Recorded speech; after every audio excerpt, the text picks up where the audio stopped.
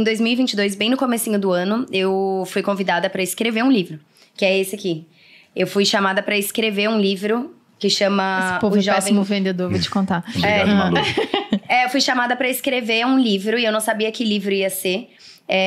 Só que eu queria escrever um livro que fosse o meu primeiro livro, que não fosse um livro sobre mim.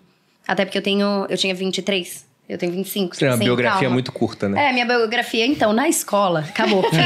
Foi muito bom, gente. Aí eu fiz 18 e acabou. Sobre quem eu sou. E agora eu estou na maioridade. Vamos ver o que vai acontecer. E ainda não descobri quem eu sou, fim.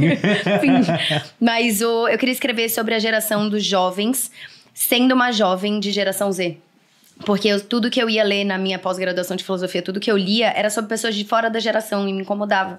É que nem, sei lá, você ter, tipo isso, um livro falando sobre um tema, sei lá, falando sobre o que é ser mulher por um homem. Tipo, sei lá, só que todos, imagina todos. Então um homem não pode ser mulher hoje em dia? Não, mas eu fui escrever... Amor.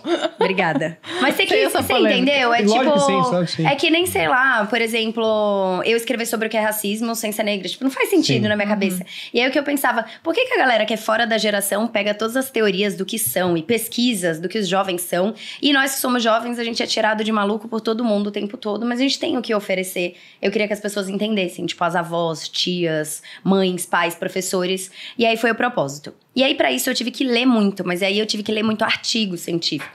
Porque pra escrever um negócio desse, pô, não dá pra eu falar, eu acho que a gente é assim. Então, me estimulou uma outra leitura muito difícil. E aí, eu voltei na leitura.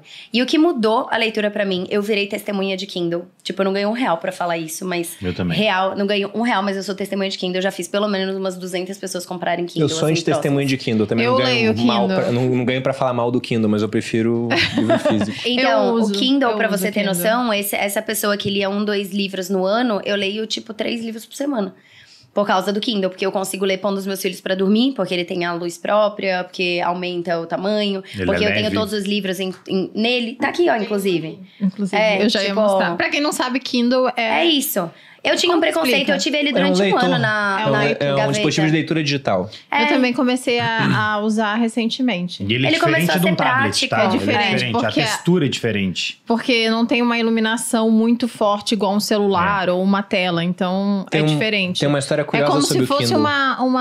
uma página mesmo, só que tem uma luz própria. Então, você consegue ler no escuro se você quiser. A história curiosa é que quando lançaram o Kindle e outras versões foram lançadas por concorrentes, no mercado começou a narrativa de que ninguém mais lê livro. E as ações de empresas de papel e celulares começaram a cair muito. E no final viram que não.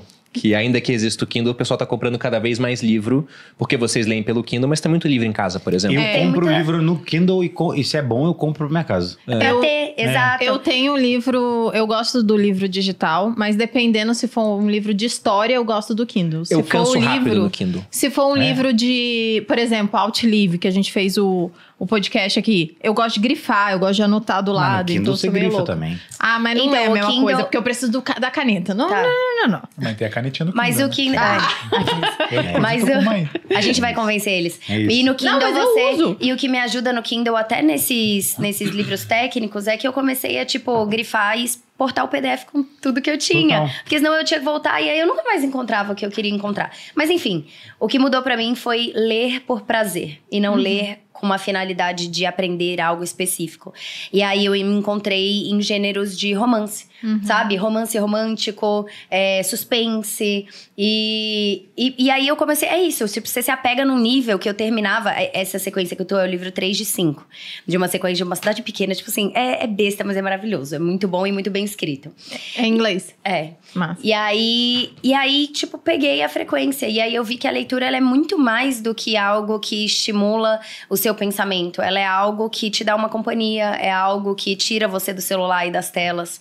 Tipo, eu trabalho com isso, né? Então é muito bom o momento livre, ao invés de eu mexer no Instagram, eu mexer em alguma rede social, eu pegar um livro e começar a ler. Então me deixou mais calma, sabe? Me deixou menos ansiosa. E dar o exemplo pras crianças, pro Léo e pra Maia. Eles pegam... Às vezes o Kindle eu deixo em algum lugar, aí o Léo começa. Aí o gatinho foi, Maia, e pegou o celular. Tipo, ele finge que tá lendo O o Léo é o negócio. filho dela, pra Ele quem não finge. sabe. A Maia é menorzinha. O Léo tem 5? O Léo tem 5, a Maia tem 3. E aí ele finge que tá lendo. E todo dia eles pedem livro, por exemplo. Tipo, eles pedem... Ah, mamãe, será que você pode ler um livro pra gente hoje? Inventar uma história? Então eu vejo que é também uma passagem de... Que nem a tua mãe te inspirou, sabe? Eu gostaria de passar isso pra eles, assim. Então, Eles vão ter essa visão de você, né? tomara. Não, eles vão ter. E é muito legal você falar isso, Bela, porque da outra vez que a gente fez um podcast sobre livros aqui, e aí eu falei que eu também gosto muito de romances, gosto de romances eróticos. Eu vou te passar, então. Eu gosto de várias coisas assim, e... Eu gosto também, não li nenhum, mas eu acho interessante. Bem. O Luan gosta que faz bem pra ele também. Ele fala às vezes no meio do dia, a Isabela tá lendo, aí ela... ele, eu olho ela. Aí eu, não, aqui eu... Entendeu? Mas o que eu queria dizer, na real, é que às vezes tem muita gente que tem preconceito com qualquer tipo de livro que não seja um livro que tenha conteúdo mais denso e tudo mais. Mas eu tenho dislexia. E pra mim, ajuda muito na escrita. Ajuda muito na criatividade. Porque, querendo ou não, você vai ter que criar, a partir da sua imaginação, os personagens que estão escritos ali. Porque eles dão características, mas no fim das contas é você quem cria.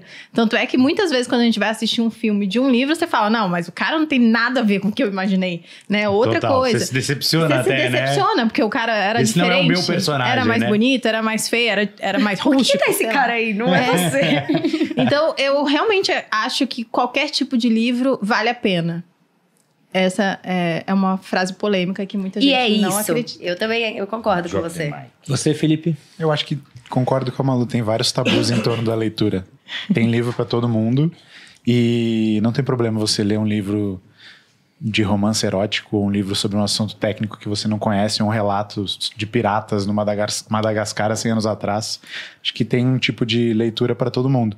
E é uma forma de tu fazer musculação pra mente, tu ler.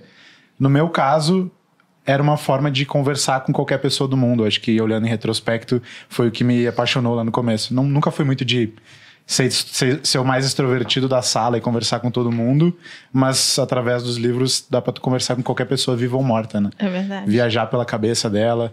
Hoje em dia até fazer perguntas e ela te responder usando as ferramentas mais modernas. Então pra mim passou muito por Espiritismo, isso. né? Eu achei muito poético. Hoje, como é que é o nome daquele?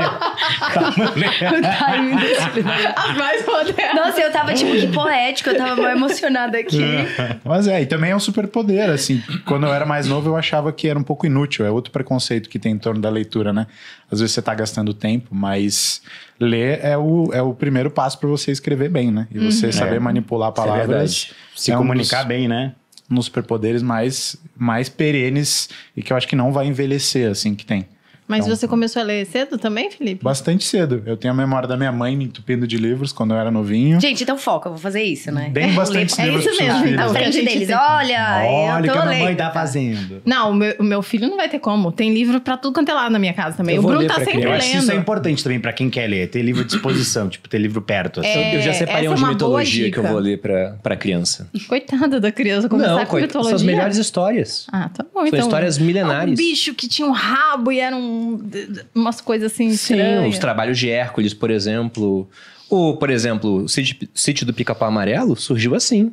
Era o Monteiro Lobato querendo fazer releituras desses mitos gregos, né? Misturando com folclore brasileiro. Interessante.